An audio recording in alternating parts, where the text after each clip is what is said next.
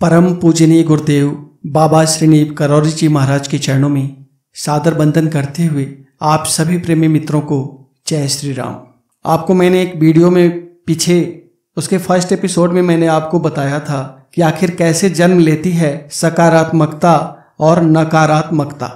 जो लोग आध्यात्म के मार्ग पे गहरे चलना चाहते हैं वो लोग इस सीरीज से जुड़े रहें आगे तक, यह मेरा आपसे निवेदन है। जो लोग गहराई से चलना चाहते हैं, समझना चाहते हैं आध्यात्म को, मैं उनको वह सूत्र बताने आया हूँ जितना मुझे पता है, और एक हीलिंग काउंसलर के रूप में आपकी तकलीफें कुछ कम करने आया हूँ बाबा की प्रेरणा से। न मैं यहाँ यूट्यूबर बनने आया हूँ और ना मुझे यहाँ पे सब्सक्राइबर बहुत बढ़ाने का शौक है। पिछले एपिसोड में कैसे जन्म लेती है सकारात्मकता और नकारात्मकता, इस पर हम चर्चा कर चुके थे। आज इसके आगे की बात करते हैं। अब जब हमें मालूम है कि सकारात्मकता हमारे अंदर कहाँ से आई है और नकारात्मकता हमारे अंदर कहाँ से आई है, अब हमें करना क्या है? अपने अंदर सकारात्मकता को भरना है, अपने ऑरा को सकारात्मक करना है पूरी तरह से, और अपने अंदर की हर नकारात्मकता को छोड़ना है, त्याग करना है और नकारात्मकता से खुद को दूर भगाना है। अपने ऑरा में नकारात्मकता के प्रतिशत को लगातार कम करते जाना है। आपका जीवन सफल तभी होगा जब आप सकारात्मक ज्यादा होंगे और नकारात्मक कम होंगे। एक और महत्वपूर्ण बात बताता हूँ कि आप जो सोचते हैं, जो विचार करते हैं, जो आपके ऑरा में दिन रात चलता है, जो आपके ऑरा से वाइब्रेशंस निकलते हैं, प्रकृति में वही वाइब्रेशंस आप अपनी तरफ आकर्षित करते हैं। अगर आप निगेटिव सोच रखते हैं, नकारात्मक है सोच से भरे हुए, तो निश्चित रूप से जानिए कि आप हर अनिष्ट को खुद ही बुलावा दे रहे हैं। मैं यहाँ अब आपको यह बताने की कोशिश कर रहा हूँ कि हमारे जीवन में सुख क्यों आता है, कहाँ से आता है, और दुख है तो क्यों है और कहाँ से आता है। अगर आपने अपनी सोच में लगातार किसी के प्रति बुरा सोच रखा हुआ है, प्रतिशोध की भावना रखी हुई है, ईर्ष्या की भावना रखी हुई है, आपके अंदर से प्रेम बिल्कुल नहीं कहीं बाहर आ रहा, आपके विचार में भी नहीं है, आपकी सोच में भी नहीं है, तब आपको इस प्रकृति में प्रेम मिलेगा भी नहीं। क्योंकि आपके अंदर के जो वाइब्स हैं वो प्रकृति की वाइब्स को अट्रैक्ट कर रही हैं। आप नकारात्मक हैं और नकारात्मकता से पूरी तरह से भरे हैं, तो पूरी प्रकृति की नकारात्मकता भी आपकी ओर वैसे ही अंधी दौड़ लगा रही है। तो जब आप प्रश्न पूछते हैं कि हमारे पास इतने दुख क्यों हैं, तो ये सब दुख केवल कर्मों ने ही दिया है, ऐसा नहीं कह सकते। आपके वर्तमान जीवन और आप जिस माहौल में आज हैं, वहां पे जो आप सोच रहे हैं, जरूरी नहीं कि हर कोई सोच गलत ही रखता है। परिस्थिति वश भी आपकी सोच नकारात्मक हो जाती है, लेकिन अंततः परिणाम उस आउटपुट पर निर्भर करता है जो आपकी सोच में चल रही होती है।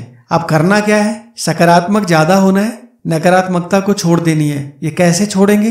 इतना सरल होता तो सभी छोड़ देते, लेकिन अगर कोई आपके साथ गलत करे, बुरा करे, तो पहला फार्मूला मैं आपको बता रहा हूं कि लेट इट गो।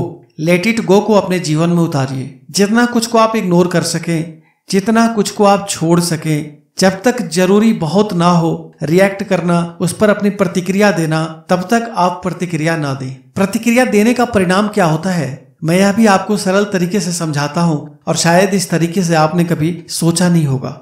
अगर किसी ने हमारे साथ बुरा किया, उसने जो बुरा किया उस दर्द को तो हमने सहा, और अब उसके ऊपर जो हमारी प्रतिक्रिया आ रही, अब हमने उसके ऊपर विचार करना शुरू किया। कुछ भी घटना आपके साथ घटती है तो आपके अंतर मन में, सबकॉन्शियस माइंड के अंदर वो लगातार चल रही होती है, जब तक कि आप अपने कॉन्शियस माइंड में एक कंक्लूजन तक उस घटना को लेकर पहुंच न जाएं। अब सबकॉन्शियस माइंड ने उस घटना की प्रतिक्रिया चल रही है, और सबकॉन्शियस माइंड बार बार कॉन्शियस माइंड को विचार करने को प्रेरित कर रहा है। अब एक बहुत ही विचित्र बात मैं आपको बताता हूँ। जब हमारे साथ कुछ अच्छा हो रहा होता है तो आप किसी को थैंक यू कितनी बार कहते हैं? एक बार, दो बार, या ज्यादा से ज्यादा आगे फिर कभी फिर से मिल गए तो भूले भटके फिर से याद आ गई तो आप फिर से याद कर लेते हैं और कहते हैं कि आपने जो हमारे साथ अच्छाई की थी उस अच्छाई के लिए शुक्रिया। लेकिन जब आपके साथ कोई बुरा करता है तब आप उस पर प्रतिक्रिया कितनी देर देते हैं? यह बहुत ही महत्वपूर्ण है। जब आपके साथ किसी ने अच्छा किया तो आपकी प्रतिक्रिया इतनी छोटी सी थी कि 2 या 3 बार शुक्रिया के बाद आपके पास कहने को कोई शब्द नहीं है, और शायद आपने जब आपके खाली लम्हे थे तो 1 बार या 2 बार या वही 3 बार आपने याद किया होगा कि उन्होंने हमारे साथ अच्छा किया। मतलब आपके ऑरा में आपके साथ अच्छा किया गया, इसके भी वाइब्रेशंस बहुत कम रहे और बहुत कम देर के लिए रहे। और अगर आपने गाहे बगाहे फिर से याद भी किया तो आप फिर बहुत कम देर के लिए याद करते हैं। ये हमारे ह्यूमन माइंड की टेंडेंसी है कि हम अपने साथ हुए अच्छाई को बहुत जल्दी भूल जाते हैं और अपने साथ हुए बुराई को बहुत दिनों तक याद रखते हैं और बहुत बार उसे याद करते हैं। ये मानव मात्र की कमजोरी है और हर मनुष्य की कमजोरी है। अब इस पर हमें विजय नहीं प्राप्त करनी, क्योंकि विजय प्राप्त करने के लिए चलेंगे तो आप अपने आप से लड़ाई करना शुरू कर देंगे। तो इसे भी सरल सहज तरीके से लीजिए और केवल इसको समझिए। मैंने पहले ही कहा है कि आपको फॉर्मूला ये लगाना है कि लेट इट गो, इसको जाने दो, छोड़ो। जाने दो छोड़ो कब? जब आपको समझ होगी कि हम गलत कहाँ कर रहे हैं। तो जो प्रतिक्रिया है आपके मन की, आपके कॉन्शियस माइंड की, आपके सब कॉन्शियस माइंड की, उस पर आपका नियंत्रण अभी नहीं है। लेकिन जब आप पूरे घटनाक्रम को समझ लेंगे कि ये काम कैसे करता है, तब निश्चित रूप से आप वो जो प्रतिक्रियाएं होती हैं, आप उन प्रतिक्रियाओं से बच सकते हैं। अब किसी ने आपके साथ बुरा किया, परिणाम क्या है? पहले तो हम अपने माइंड में बहुत देर तक, बहुत दिनों तक, कई बार वर्षों तक उसको सोचते रहते हैं। फिर जो मिलता है उसी से सहानुभूति प्राप्त करने के लिए हम उस घटना का फिर लगातार जिक्र करते हैं। क्यों? क्योंकि आपके अंदर वो कांटा चुभ गया है। लेकिन जब आपके साथ किसी ने अच्छा किया था, तब वहां कोई कांटा नहीं चुभा था, आप खुश हुए थे और उस खुशी की प्रतिक्रिया को आप बार बार इजहार नहीं कर रहे। आपके ऑरा में वो खुशी बहुत देर तक नहीं टिकी, आपने उसका जिक्र ज्यादा नहीं किया। लेकिन जब आपके साथ 100 अच्छाइयों के बीच अगर एक भी गलत हो जाए, तब आपकी प्रतिक्रिया इतनी ज्यादा उसके ऊपर होती है कि वो 100 अच्छाइयों से जितनी सकारात्मकता आपने अपने अंदर नहीं पैदा की थी, आपने पता नहीं इससे कई गुना नकारात्मकता सिर्फ इस एक बुराई जो आपके साथ कोई कर गया उसके कारण पैदा कर लिया है। एक तरह से जहर भर लिया है मन में, मस्तिष्क में, दिमाग में। आप सोच के देखिएगा, विचार करके देखिएगा कि हम दिन रात उसका चिंतन करते हैं, उसने हमें धोखा क्यों दिया, उसने हमें ही क्यों चुना इस धोखे के लिए। और जितनी बार आप चिंतन करते हैं उतनी बार क्या भेजते हैं अपनी तरफ से उसके प्रति, किस तरह का वाइब्रेशंस आपके अंदर से उस व्यक्ति के लिए जा रहा है जिसने नेगेटिव किया है आपके साथ, जिसने आपके साथ कुछ गलत कर दिया है। निश्चित रूप से पॉजिटिव वाइब्स नहीं जा रही, नेगेटिव वाइब्स जा रही है। और ये नेगेटिव वाइब्स जितनी बार आपके तरफ से जा रही है, आप अपने ऑरा में उतनी ज्यादा नेगेटिविटी को, उस घटना को लेकर के भरे जा रहे हैं। अब शुरुआत में जो वाइब्स निकली थी घटना घटने के बाद, उनकी तरंगे जो आपकी प्रतिक्रिया की थी वो उतनी स्ट्रांग नहीं थी जितनी समय बीतने के साथ आप जितना उसको लेकर के अपने मन में कुढ़न पैदा करेंगे, जितना गहरे आपके हृदय में वो घटना उतरता जाएगा। अगर आप नहीं भूल पा रहे, इसका मतलब है कि वो गहरे हृदय में उतर गया। अब आप पता नहीं कितनी बार, एक घटना के लिए हजारों बार, कई बार इससे भी ज्यादा, आप विचार करके खुद देखिएगा, आपने उस व्यक्ति के तरफ बद्दुआएं भेजी हैं। आपके साथ अच्छा करने वाले को दुआएं आपने 2 से 3 बार दी, लेकिन बुरा करने वाले के प्रति जितनी बार भी आप थॉट में आए उस घटना को याद करके आपने बद्दुआएं भेजी हैं अपने तरफ से। अब इससे नुकसान किसका हुआ? सिर्फ उसका नहीं, आपका भी, क्योंकि आपके ऑरा में वो निगेटिविटी भरा हुआ है। अब आपको ये समझना पड़ेगा, पहले तो उस व्यक्ति ने आपको नुकसान किया, आप वहां भी नुकसान में थे, और अब आप उसके प्रति जो निगेटिविटी भेज रहे हैं, लगातार उसके प्रति चिंतन कर रहे हैं, अब आप पुनः अपना दूसरा नुकसान कर रहे हैं, क्योंकि आपका ऑरा उससे खराब हो रहा है। आप अपने जीवन में बार बार एक दुख को याद करके पता नहीं और कितने दुखों को आमंत्रण दे रहे हैं अपने पास। अगर आप सुख के दिनों का जिक्र करेंगे, सुख के दिनों को याद करेंगे, सुख के दिनों को अपने चिंतन में रखेंगे, तो आपके पास सुख, शांति वही लौट कर आएगा। प्रकृति में जो वाइब्स होंगे वो आपकी तरफ अट्रैक्ट होंगे। लेकिन जब आप नेगेटिविटी को अट्रैक्ट करने में लगे हैं, लगातार अपनी तरफ से नकारात्मक संदेश भेजने में लगे हैं, तो आपके ऑरा में नेगेटिविटी भर गया है। और जब आपके ऑरा में नेगेटिविटी भर जाएगा और एक एक घटना के लिए हजारों बार बद्दुआएं, अब उस व्यक्ति के बारे में भी सोचिए जिसने आपका बुरा किया था। करने के लिए वो बुरा कर गया, शायद उस व्यक्ति ने उतना लाभ नहीं उठाया होगा आपका जितना उसको बद्दुआएं मिल रही हैं, जितनी नेगेटिविटी उसके जीवन में जा रही है, और लगातार तरंगे भेज रहे हैं। और एक और बात याद करिए कि जो कोई भी ऐसा बुरा करता है, जो हैबिचुअल ऑफेंडर होता है, जो दूसरे का बुरा ही करते रहते हैं, वो केवल एक ही के साथ बुरा नहीं करता, वो पता नहीं कितनों के साथ बुरा करता है। अब पता नहीं कितने लोग एक साथ मिलकर उतनी नेगेटिविटी, उतने नेगेटिव फोर्स उसकी तरफ भेज रहे हैं, हर पल में बद्दुआएं भेज रहे हैं। और हम और आप बहुत अच्छे से जानते हैं, अगर हम आध्यात्म के पथ पर हैं तो ये हम और आप बहुत अच्छे से समझते हैं कि दुआएं भी काम करती हैं, बद्दुआएं भी काम करती हैं। दुआओं की वाइब्रेशंस बहुत कम होती है, फिर भी वो काम करती हैं। डॉक्टर तक मिराकल्स का जब इंतजार करते हैं तो कहते हैं अब इन्हें दवा की नहीं, दुआ की जरूरत है। और फिर उनके चाहने वाले सभी लोग दुआ करने में लग जाते हैं। और कई बार आपने देखा होगा परमात्मा चमत्कार करके उन दुआओं को साकार कर देता है। जहाँ डॉक्टर भी हार गए थे, जिनको हम दूसरा भगवान धरती पर कहते हैं, वहाँ परमात्मा चमत्कार करता है।